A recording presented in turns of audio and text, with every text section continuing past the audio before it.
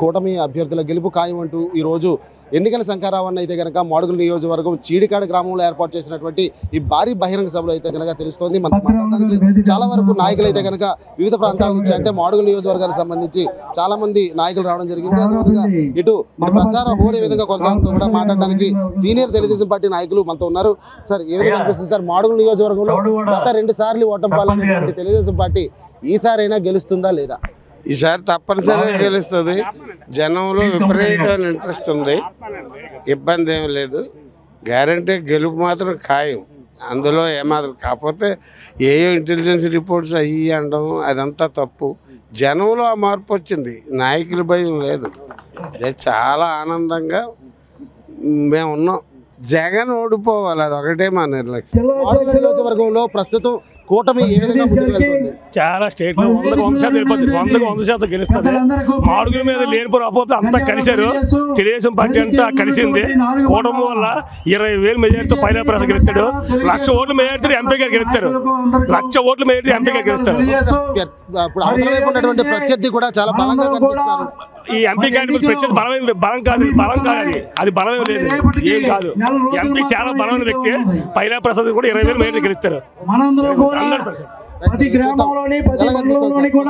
మాడుగుల నియోజకవర్గంలో తెలుగుదేశం పార్టీ బలోపేతానికి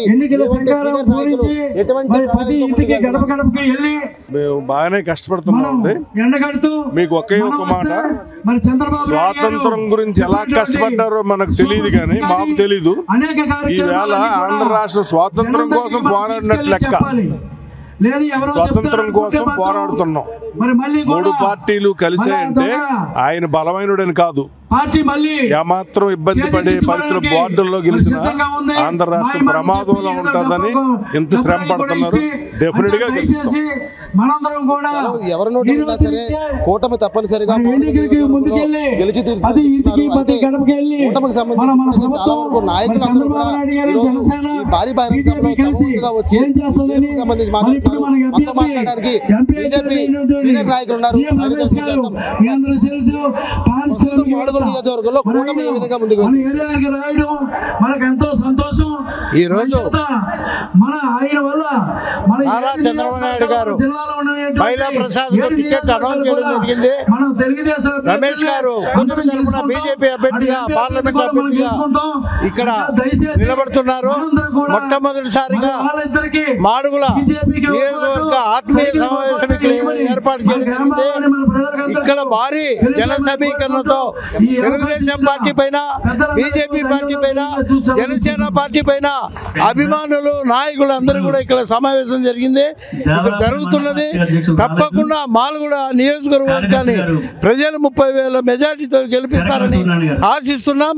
పార్లమెంటు అభ్యర్థి సీఎం రమేష్ కూడా 2 లక్షల మెజార్టీతో విజయం సాధిస్తారని మేము ఆశిస్తున్నాం. తప్పకుండా అన్ని 7 నియోజకవర్గాలు కూడా తెలుగుదేశం పార్టీ అభ్యర్థులు తప్పకుండా ఎవరు కూడా 20,000కు తక్కువ లేకుండా మెజార్టీతో గెలిపించుకుంటాం. వైసీపీ పైన, జగన్ రాక్షస పాలన పైన చాలా తీవ్ర వ్యతిరేకత ఉన్నారు కాబట్టి ఈ పాతాళలోకానికి జగన్ గాని వాళ్ళ అభ్యర్థులు గాని తొక్కేదానికి, పూర్తి పెట్టేదానికి ప్రజలు సిద్ధంగా ఉన్నారు. అది చూసాం కదా, బీజేపీ కూడా చాలా స్ట్రాంగ్ గా కనిపిస్తుంది. బీజేపీ కూడా ఇటు మాడుగుల నియోజకవర్గం కాదు, అనకాపల్లి కాన్స్టిట్యూన్సీ లో ఉన్నటువంటి పార్లమెంట్ పరిధిలో ఉన్నటువంటి 7 నియోజకవర్గాలు కూడా ఇటు బీజేపీ చాలా స్ట్రాంగ్ గా బలోపేతంగా ఉంది. త్వరలో నరేంద్ర మోడీతో పాటు అమిత్ షా కూడా అనకాపల్లి నియోజకవర్గానికి సంబంధించి ఈరోజు అక్కడ భారీ బహిరంగ సభ ద్వారా అయితే కనుక తమ శంకరావాన్ని పూరించనున్నారని కూడా నాయకులు చెప్తున్న పరిస్థితి కనిపిస్తుంది. ఈ ఆత్మీయ సమావేశమే తమ గెలుపుకి నాందిగా ముందుకు వెళ్తున్నామని చెప్పి నాయకులు ప్రతి ఒక్కరు కూడా ఈ అనకాపల్లి పార్లమెంటరీ ఉన్నటువంటి 7 నియోజకవర్గాల్లో గెలుపు కూటమిదే అని చెప్పి ఒక గంటాపరంగా చెప్తున్న పరిస్థితి కనిపిస్తుంది. ప్రేమతో మాడుగుల నియోజకవర్గం.